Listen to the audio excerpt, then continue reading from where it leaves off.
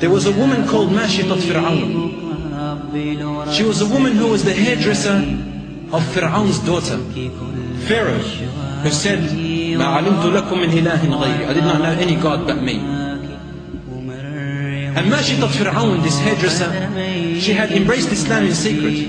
And when she was combing the hair of the daughter of Pharaoh, the king, the one who said he is a god, the comb fell to the ground. And then she automatically, subconsciously picked up the comb and said, "Bismillah," in the name of Allah.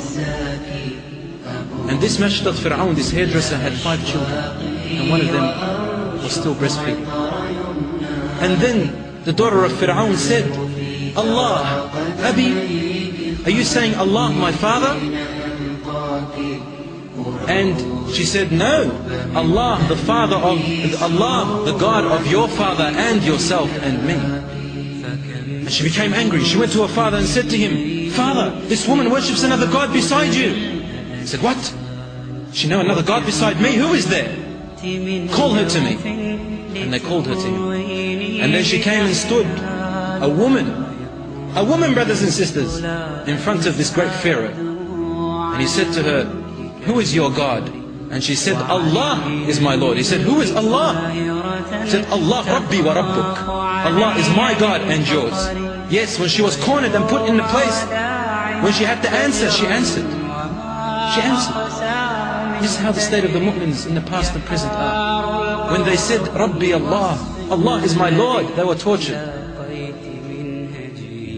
But we don't care, because we know what we are heading towards. We know who our Lord is, and we say what we believe. We are not liars. She said, "Allahu Rabbi wa Rabbuk." And then he said, "What? Bring the chains." They brought the chains. They began to punish her and whip her.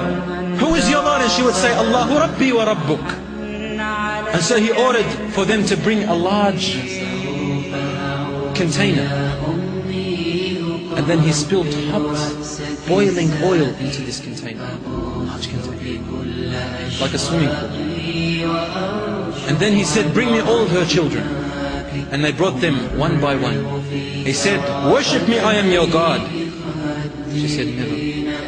So he brought her first son, and he threw him into the oil. In front of her eyes, his meat and his flesh fell off his body, and then his bone disintegrated.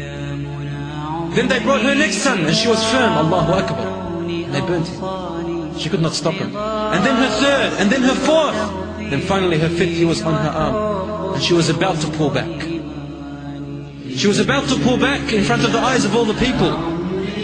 When all of a sudden, and this is the hadith of the Prophet ﷺ, he said, when all of a sudden Allah subhanahu wa ta'ala from above 7 skies made her child or infant speak while he was in the cradle. And he said, "Isbiri ya ummati, isbiri ya ummi, isbiri ya ummi, innaki ala al-haq."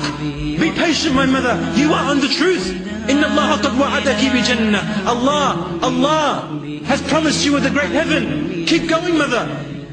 And then they threw her son into the boiling oil, and then she was next. She knew that she was going to die, and then she began to cry. And Pharaoh said, "Why are you crying? Stop." And she said, "I'm crying because I want to ask you to do something for me. I don't know if you will do it." He said, "Ask me for whatever you like." He said, "Once you throw me into the oil, then I want you to gather whatever is remaining of our bodies, and I want you to bury us together in the same grave. Because I want to be resurrected with my children, and I want to go to Jannah with my children. I don't want to."